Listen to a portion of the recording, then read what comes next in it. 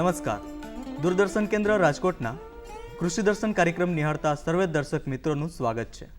દોસ્તો, આજનો આપણો વિષય છે પશુઓમાં શુદ્ધ સંવર્ધન અને કૃત્રિમ બીજદાન. ખેડૂત ભાઈઓ, આપ જાણો જ છો કે આપણા દેશની ખેતીનો આધાર ખેડ ખાતરને માત્ર પાણી જ નહીં પરંતુ પશુધન પર રહેલો છે. પશુધન એ આપણા દેશની અમૂલ્ય સંપત્તિ છે અને દૂધ ઉત્પાદનમાં પણ આપણો દેશ અગ્રતાક્રમ ધરાવે છે. દોસ્તો, આપણા વિસ્તારમાં જે કાંઈ પણ પશુધન છે તેની માવજત, તેનું લાલન પાલન, તેમાં થતા રોગો, પશુઓનું સંવર્ધન, તેમાં થતું બીજ ઉત્પાદન કે તેમાં કરાવવામાં આવતું કૃત્રિમ બીજ ઉત્પાદન, આ બધું વિશે એક કામ કરવું એક આવડતનું કામ છે. દોસ્તો, પશુઓમાં કૃત્રિમ બીજ ઉત્પાદન અને શુદ્ધ સંવર્ધન એ કેવી રીતે થાય, એના પ્રકાર કયા કયા, એની શું કાળજી રાખવી પશુઓની, આ બાબતે ચર્ચા કરવા માટે દૂરદર્શન કેન્દ્ર રાજકોટના સ્ટુડિયો પર પધાર્યા છે નાયબ પશુપાલન નિયામક ડૉક્ટર આર.ડી. પટેલ સાહેબ. પટેલ સાહેબ, આપનું ખૂબ ખૂબ સ્વાગત છે. પટેલ સાહેબ, આજે આપણે પશુઓમાં શુદ્ધ સંવર્ધન અને કૃત્રિમ બીજદાન એ વિશે થોડીક વાતચીત કરવાની છે. તો સ્વાભાવિક છે કે પહેલો જ પ્રશ્ન એ થાય, પશુઓમાં સંવર્ધન એટલે શું? પશુઓને કુદરતી અથવા કૃત્રિમ રીતે ફેરવવાની રીતને પશુ સંવર્ધન કહે છે. પશુપાલનમાં 4 મુખ્ય પાયા છે: પશુ પોષણ, પશુ માવજત, પશુ સંવર્ધન અને પશુ આરોગ્ય. પશુ સંવર્ધનથી જ પશુ વિકાસ શક્ય બને છે. સંવર્ધનના 2 પ્રકાર છે: શુદ્ધ સંવર્ધન અને સંકર સંવર્ધન. સાહેબ, આપણે કીધું કે પશુઓમાં સંવર્ધનના 2 પ્રકાર છે, શુદ્ધ સંવર્ધન અને સંકર સંવર્ધન. તો આ શુદ્ધ સંવર્ધન એટલે શું? 2 એક જ પ્રકારની ઓલાદના જાનવર વચ્ચેના સંવર્ધનને શુદ્ધ સંવર્ધન કહે છે. ગુજરાત રાજ્યમાં ગાયની ગીર તથા કાંકરેજ ઓલાદ તથા ભેંસોમાં જાફરાબાદી, સુરતી, બન્ની, મહેસાણી ઓલાદનું આગવું સ્થાન છે. જેથી આપણે જે ઓલાદની ગાય તથા ભેંસ હોય તેના જ સોડ પાડાથી પશુનું પ્રજનન કરાવવું જરૂરી છે. જેમ કે ગીર ગાય હોય તો ગીર સોડનાથી જ પ્રજનન કરાવવું અથવા તેના સિમેન્ટ ડોઝથી જ કૃત્રિમ બીજદાન કરાવવું જરૂરી છે. દરેક બ્રીડ પ્રમાણે, એટલે જાફરાબાદી ભેંસ હોય તો જાફરાબાદી પાડાથી જ કૃત્રિમ બીજદાન કરાવવું જરૂરી છે. પટેલ સાહેબ, આપ આપણા ખેડૂત ભાઈઓને એ જણાવશો કે પશુ સંવર્ધનની અગત્યતા શું છે? પશુઓમાં ઓલાદ સુધારણા માટે, પશુઓની ઉત્પાદન ક્ષમતા વધારવા માટે, આનુવંશિક ગુણો ધરાવતા પશુઓ ઉત્પન્ન કરવા માટે પશુ સંવર્ધનની આ અગત્ય છે. આ પશુ સંવર્ધનના પ્રકારો કયા કયા છે અને કેટલા છે? પશુ સંવર્ધન 2 પ્રકારથી થાય: એ કુદરતી સેવાથી થાય અને કૃત્રિમ બીજદાનથી થાય. સાહેબ, આપણે કીધું કે પશુઓમાં સંવર્ધન 2 પ્રકાર થાય છે, કુદરતી અને કૃત્રિમ. તો આ જે કુદરતી સેવા છે તો એટલે શું? કુદરતી સેવા એટલે સોડ તથા પાડા દ્વારા પશુને જે ફેરવવામાં આવે તેને કુદરતી સેવા કહેવામાં આવે છે. કુદરતી સેવાથી મોટા પાયા પર ટૂંકા ગાળામાં પશુ વિકાસ સંભવ છે ખરો? કુદરતી સેવાથી મોટા પાયા ઉપર ટૂંકા ગાળામાં પશુ વિકાસ સંભવ નથી, પરંતુ કૃત્રિમ બીજદાનથી જ મોટા પાયા ઉપર ટૂંકા ગાળામાં પશુ વિકાસ સંભવ છે. બરાબર છે. સાહેબ, આપણા ખેડૂત મિત્રો અને પશુપાલક મિત્રોને એ જણાવશો કે પશુઓમાં કૃત્રિમ બીજદાન એટલે શું અને તે કેવી રીતે કરવામાં આવે છે? ઊંચી ગુણવત્તાવાળા ઉચ્ચ કોટીના સોડ પાડામાંથી વૈજ્ઞાનિક પદ્ધતિથી કૃત્રિમ રીતે વીર્યનું એકત્રીકરણ કરી તેનું પ્રયોગશાળામાં પરીક્ષણ, મૂલ્યાંકન, તનુકરણ, સંરક્ષણ કરી ખાસ સાધનો વડે વેતરે અથવા ગરમીમાં આવેલ પશુના ગર્ભાશયના કમરમાં આ વીર્યનો છંટકાવ કરી પશુને ફેરવવામાં આવે તે પદ્ધતિને કૃત્રિમ બીજદાન કહે છે. કૃત્રિમ બીજદાનથી 1 વર્ષમાં ઘણા પશુઓમાં પ્રજનન થઈ શકે છે. તેનાથી ઘણા બચ્ચાઓ પેદા કરી શકાય છે. તેમાં પ્રજનન સંબંધી રોગોનો અટકાવી શકાય છે. તેમજ પ્રગતિશીલ દેશોમાં આજે 80થી 90% પશુ સંવર્ધન કૃત્રિમ બીજદાનથી થાય છે. બરાબર છે. સાહેબ, આ કૃત્રિમ બીજદાન પશુઓમાં જે કરવામાં આવે છે તો આપણા ગુજરાત રાજ્યમાં આ માટે શું વ્યવસ્થા કરવામાં આવી છે તે વિશે થોડુંક આપણા ખેડૂત ભાઈઓને માહિતી આપશો?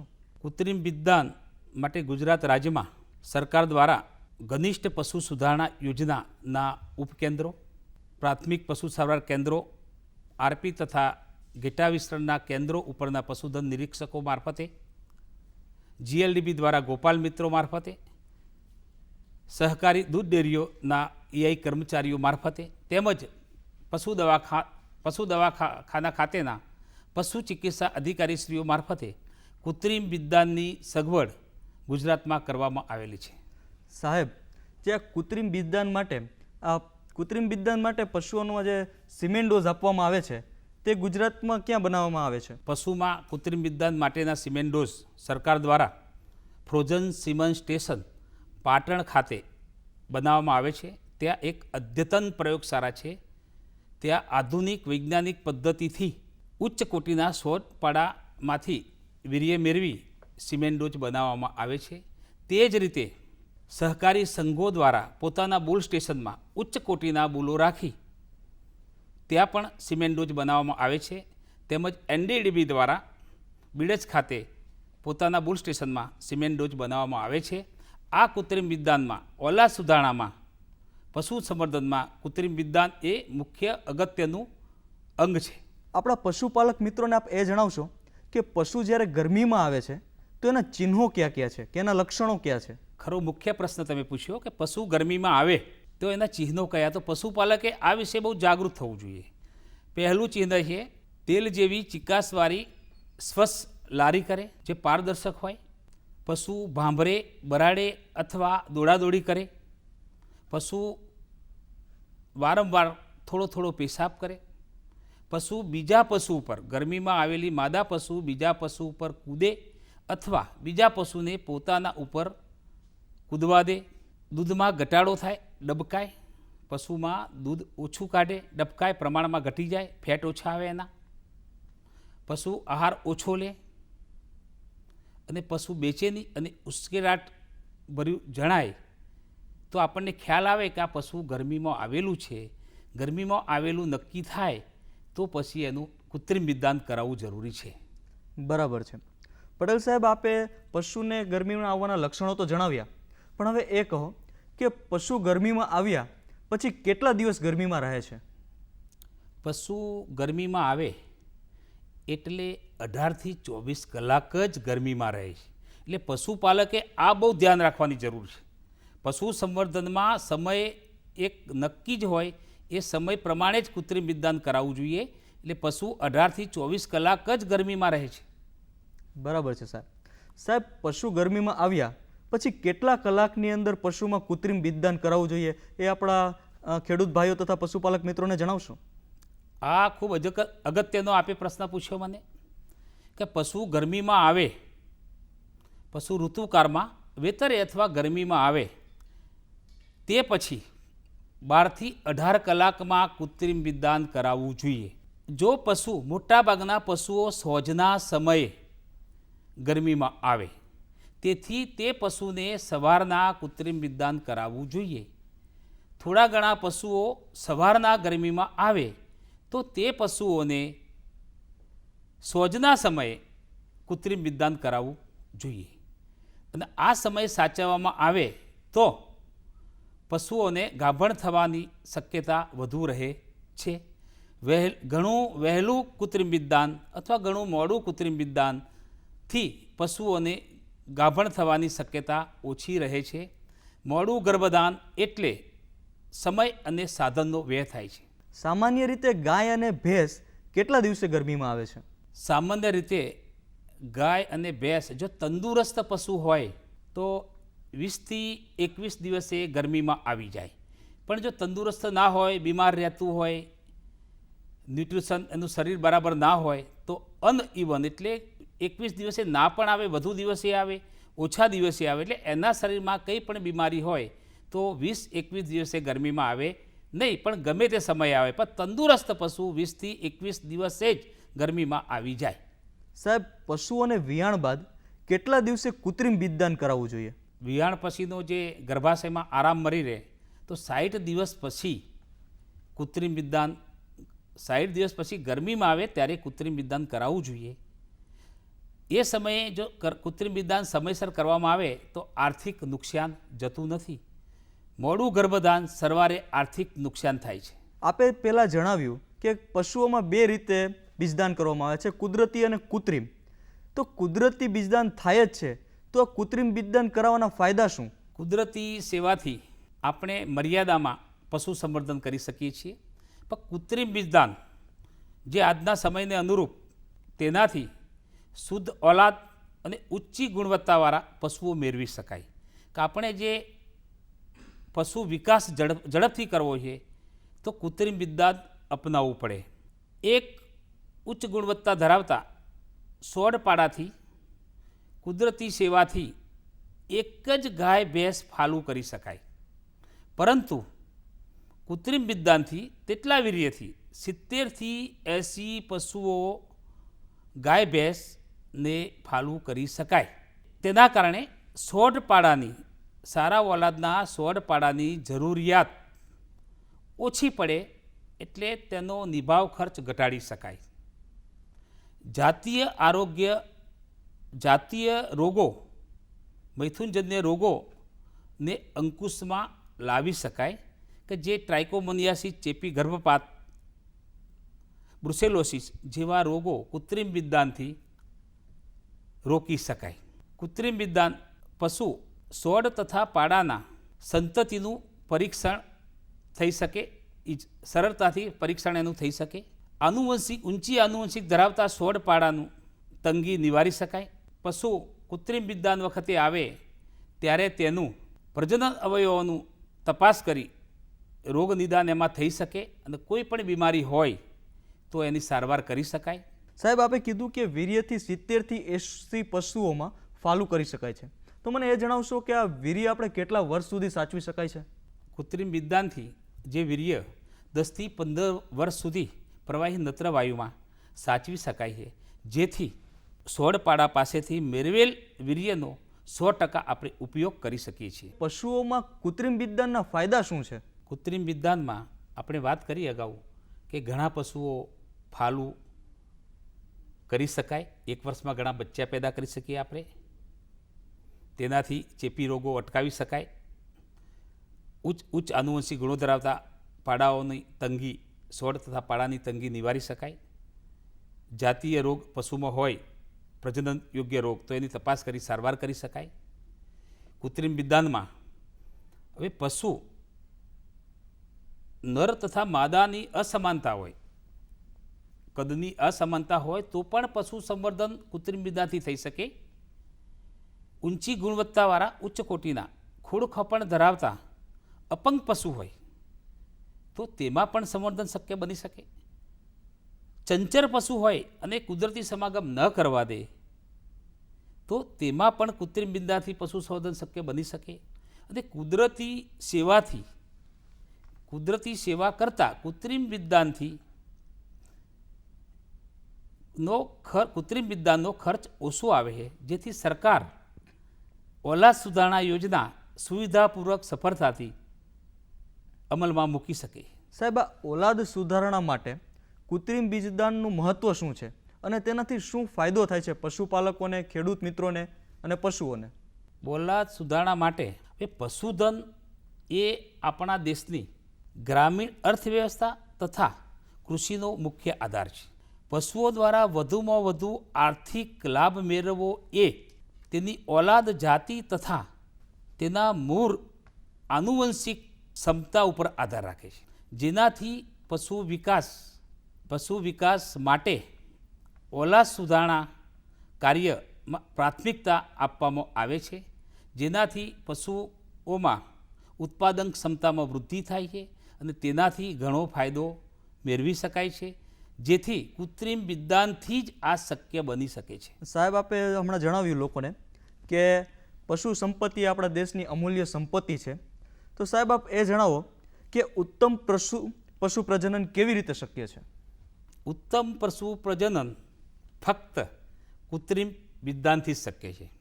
એટલે ઊંચી ગુણવત્તા તથા ઊંચી ઉત્પાદન ક્ષમતા ધરાવતા પસંદ કરેલ સોડ તથા પાડામાંથી પેદા કરેલ પાડી તથા વાસળીમાં અધિક ઉત્પાદન ક્ષમતા હોય છે, જેથી સતત પશુ વિકાસ માટે હંમેશા ઉત્તમ ઓલાદ ઉચ્ચ કોટીના સોડ પાડાથી જ પ્રજનન કરાવવું જરૂરી છે. માટે ઉચ્ચ કોટીના પસંદ કરેલ કિંમતી છોડ પાડાની દેખભાળ તથા પાલન પોષણની જવાબદારી સરકારે લીધી છે અને ઉચ્ચ કોટીના છોડ તથા પાડામાંથી મેળવેલ વીર્યથી ગાય તથા ભેંસમાં પ્રજનન માટે કૃત્રિમ વિદ્યાની કામગીરી સમગ્ર ગુજરાત રાજ્યમાં અમલમાં મૂકેલ છે.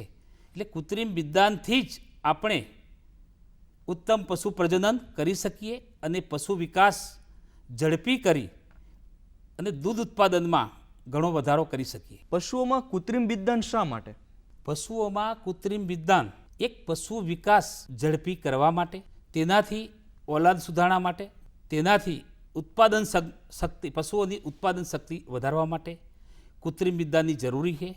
કૃત્રિમ વિદ્યાનથી ખર્ચ ઘટાડી શકાય અને ઓછા ઉચ્ચ કોટીના છોડ પાડા સિવાય પણ આપણે દરેક માદા પશુઓમાં સંવર્ધન કરી શકીએ. સાહેબ, પશુપાલક મિત્રોને આપ એ જણાવો કે ગ્રામ્ય કક્ષાએ આ યોજનાને સફળ બનાવવા માટે તેમને કેવા કેવા મુદ્દાઓ ધ્યાને લેવા જોઈએ? ગુજરાત રાજ્યમાં ગાયની ગીર તથા કાંકરેજ ઓલાદ તથા ભેંસ વર્ગમાં જાફરાબાદી, મહેસાણી, બંદી અને સુરતી ઓલાદનું આગવું સ્થાન છે, જેથી સમગ્ર રાજ્યમાં આધુનિક વૈજ્ઞાનિક પદ્ધતિથી થીજવેલ વીર્યથી કૃત્રિમ વિદ્યાની કામગીરી હાથ ધરવામાં આવેલ છે. ઓલાદ સુધારણા માટે પશુ સંવર્ધનમાં કૃત્રિમ વિદ્યાનું ખૂબ જ મહત્ત્વ છે. માટે આપણે વાત કરી તેમ ગુજરાત રાજ્યમાં ગ્રામ્ય કક્ષાએ કેન્દ્રો, સરકારી કેન્દ્રો તથા સહકારી ડેરીના EI કેન્દ્રો દ્વારા કૃત્રિમ વિદ્યાની કામગીરી હાથ ધરવામાં આવેલ છે. ગ્રામ્ય કક્ષાએ કર્મચારીઓ, EI કર્મચારીઓ તેમજ પશુપાલકો એકબીજા વચ્ચે ખાસ મિત્રતા રાખે, સંબંધો રાખે અને જે કૃત્રિમ વિદ્યાને સફળ બનાવવું છે એમાં સહભાગી બને તે માટે થોડા મુદ્દાઓ છે. એક જે કર્મચારી જે ગામમાં કૃત્રિમ વિદ્યાની કામગીરીની ફરજ બજાવતો હોય તે ગામના પશુપાલકોના પ્રજનન યોગ્ય પશુઓની માહિતી મેળવી એની નોંધ રાખે. તે પછી એમાંથી એ સ્પષ્ટપણે જાણી શકે કે કયા પશુપાલકના ઘેર પ્રજનન યોગ્ય પશુમાં કેટલા ગાભણ છે, કેટલા ખાલી પશુ છે. હવે જો પશુ ગરમીમાં આવે ત્યારે તેમાં કૃત્રિમ વિદ્યાન જ કરવું જોઈએ. એ માટે કેન્દ્ર ખાતે કૃત્રિમ વિદ્યાન કરવા પશુપાલક આવે ત્યારે કર્મચારીએ ખૂબ શાંતિથી કૃત્રિમ વિદ્યાના ફાયદા, લાભ, આવશ્યકતા એને સમજાવવી જોઈએ અને એને કૃત્રિમ વિદ્યાન કરાવવા માટે પ્રોત્સાહિત કરવો જોઈએ. કૃત્રિમ વિદ્યાન કરાવ્યા બાદ તે પશુને કોઈ છોડ અથવા પાડાથી ફેરવવું ના જોઈએ. ઘણા પશુપાલકો કૃત્રિમ વિદ્યાન કરાવી અને છોડ અને પાડાથી પશુને ફેરવે છે, જે બરાબર નથી. એટલે પશુને છોડ પાડાથી કૃત્રિમ વિદ્યાન કર્યા બાદ ફેરવવું ના જોઈએ.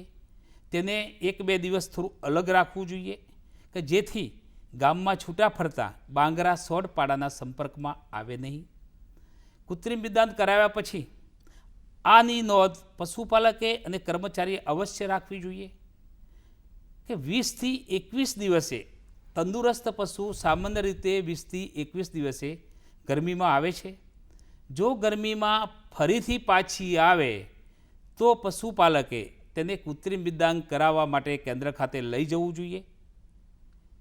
પાછું આવે કૃત્રિમ વિદ્યાન કરાવ્યા પછી પશુપાલકે, ઘણા મોટાભાગના પશુપાલકો પોતાનું પશુ સાચું જ થઈ જાય, ગાભણ જ થઈ જાય તેમ સમજે છે, પરંતુ ઘણીવાર કોઈક પશુ ફરીથી ગરમીમાં આવે છે તો એને કૃત્રિમ વિદ્યાન કરાવવું જોઈએ અને ફરીથી એની નોંધ કરવી જોઈએ. કૃત્રિમ વિદ્યાન કરાવ્યા પછી પશુ 20થી 21 દિવસે ગરમીમાં ના આવે. આપણે જે ગરમીના વેતરેના ચિહ્નો વાત કરી તેનો બરાબર પશુપાલકે અભ્યાસ કરવો જોઈએ. એવા કોઈ પણ ચિહ્ન ના કરે. કદાચ એકાદ ચિહ્ન કરે કે ભાંભરીને ગરમીમાં આવતું હોય જાનવર, એ જાનવર તે સમયે ભાંભર્યા વગર જરા થોડી ચિકાસવાળી લારી કરે તો પશુપાલકે ઉતાવળ કરવાની જરૂર નથી. ગાભણ પશુ હોય તો પણ ગરમીના ચિહ્ન કોઈ વખત બતાવે તો આપણે ફરીવાર 42 દિવસે એની રાહ જોવાની અને ગરમીમાં જ પશુ ના આવે તો 42 દિવસે ફરીવાર એનું પરીક્ષણ કરવાનું કે મારું પશુ ફરીથી ગરમીમાં આવેલું નથી, જે વેતરે આવવાના ચિહ્નો છે એવું કંઈ કરેલ નથી. ફરીથી આપણે 63 દિવસ થાય, 60 થી 63 દિવસે જોવાનું કે પશુ ગરમીમાં આવેલ જ નથી, તો પછી એને 2 થી 3 મહિનાના ગાળામાં ગર્ભનિદાન કરાવવું જોઈએ. અને જો ગર્ભનિદાનમાં પશુ ગાભણ હોય તો એને સાચવણી કરવી જોઈએ, અને પશુ ખાલી હોય તો આપણે આગળ એની કાળજી લેવી જોઈએ. હવે જો પાછું ખાલી નીકળે તો પશુપાલકે બેસી રહેવાની જરૂર નથી. તરત જ નજીકના પશુ દવાખાને પશુ ચિકિત્સક અધિકારી દ્વારા તેમાં જરૂરી સારવાર કરાવી પશુને ગરમીમાં આવે એટલે કૃત્રિમ બિદાન કરાવી અને નોંધ કરવી જોઈએ. હવે કુદરતી સેવા કરતાં કૃત્રિમ બિદાનનો ખર્ચો ઘણો ઓછો આવે છે, જેથી ગુજરાતમાં પશુ સુધારણા યોજના સુવિધાપૂર્વક સફળતાથી અમલમાં મૂકેલ છે. બરાબર છે સાહેબ. આપ આપણા પશુપાલક મિત્રોને એ જણાવો કે પશુ સંવર્ધનમાં આપણે કેવા પાડાની પસંદગી કરવી જોઈએ? આ તમે એક સરસ પ્રશ્ન કર્યો. પસંદગી ખૂબ ધ્યાનથી કરવામાં આવે છે, કારણ કે આપણે પશુ વિકાસ ઝડપી કરવો છે. એટલે પસંદગીમાં પાડાની માતા છોડ તથા પાડાની માતાનું દૂધ ઉત્પાદન દળના સરેરાશ દૂધ ઉત્પાદન કરતાં ઘણું વધારે હોવું જોઈએ. ધારો કે ગીર ગાય છે તો એક વેતરનું 3000 લીટર દૂધ હોવું જોઈએ. જાફરાબાદી ભેંસ છે, એક વેતરનું 3000 લીટર દૂધથી વધુ દૂધ હોવું જોઈએ. આવું દરેક ઓલાદમાં દૂધ વધુ હોવું જોઈએ તો જ એ પસંદ કરવામાં આવે. હવે છોડ પાડા પોતાની ઓલાદના લક્ષણો ધરાવતા હોવું જોઈએ. કે ગીર છોડ છે તો ગીરના 100% લક્ષણો ધરાવતા હોવું જોઈએ. પસંદગીમાં એક પણ લક્ષણ ઓછું હોય તો તેને પસંદ કરવામાં આવતું નથી. મૈથુનજન્ય અથવા જાતીય રોગોથી મુક્ત હોવું જોઈએ. જ્યારે છોડ અથવા પાડાની પસંદગી કરવામાં આવે ત્યારે એનું પ્રયોગશાળામાં નિદાન કરવામાં આવે, ત્યારબાદ જ પસંદ કરવામાં આવે. પોતે શારીરિક ખોડખોપણ ધરાવતો ના હોવો જોઈએ. પસંદ કરેલ પાડો કોઈ પણ શારીરિક ખોડખોપણ હોવી જોઈએ નહીં. પછી છોડ પાડાની વંશાવળીની ચોક્કસ માહિતી હોવી જોઈએ, કે વંશાવળી વગર ચાલે નહીં. કારણ કે એની માતાનું દૂધ ઉત્પાદન કેટલું છે, એ માતાનું દૂધ ઉત્પાદન કેટલું છે, એ બધી નોંધ કર્યા પછી આ છોડ પાડાને પસંદ કરવામાં આવે. પછી તેઓના પ્રજનન અવયવોમાં તપાસ કરવી જોઈએ. કોઈ પણ ખામી હોય તો એ છોડને પસંદ કરવામાં આવતો નથી. કોઈ પણ ખામી વગરના છોડ પાડાને પસંદ કરવામાં આવે છે.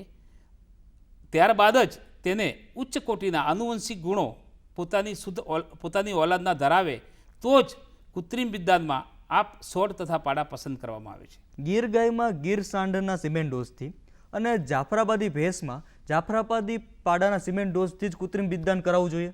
હા, પહેલાં જ આપણે વાત કરી કે શુદ્ધ ઓલાદ આપણે અહીંયા સાચવવાની છે, શુદ્ધ સંવર્ધન કરવાનું છે. એટલે આપણે ગીર ગાયમાં ગીર છોડના સિમેન્ટ ડોઝથી જ કૃત્રિમ બિદાન કરાવવું જોઈએ, અને જાફરાબાદી ભેંસમાં જાફરાબાદી પાડાના સિમેન્ટ ડોઝથી જ કૃત્રિમ બિદાન કરાવવું જોઈએ. કદાચ ગીર ગાયમાં 100% શુદ્ધ ઓલાદના ગુણો ના ધરાવતી ગાય હોય તો પણ એ ગાયમાં ગીર ગાયના છોડથી જ કૃત્રિમ બિદાન કરાવવું જોઈએ.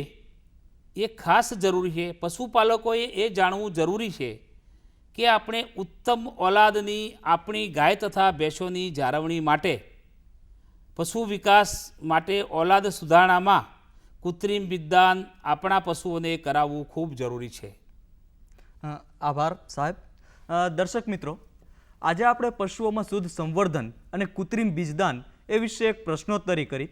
મિત્રો, આપ જાણો જ છો કે રાજકોટ દૂરદર્શન કેન્દ્ર દ્વારા હેલો કૃષિ કાર્યક્રમમાં અમે આપને નવા વિષયો સાથે વર્તમાનમાં નવા સંશોધનો અને નવી ટેકનોલોજીઓથી વાકેફ કરીએ છીએ. આજે આપણે પશુઓમાં શુદ્ધ સંવર્ધન અને કૃત્રિમ બિદાન એ અંગે પટેલ સાહેબે આપણને ઘણી જ ઉપયોગી માહિતી આપી છે. તો પટેલ સાહેબ, આપનો ખૂબ ખૂબ આભાર. અને મિત્રો, નવા જ વિષય સાથે અમે આપને ફરી મળીશું. ત્યાં સુધી રજા આપશો. નમસ્કાર.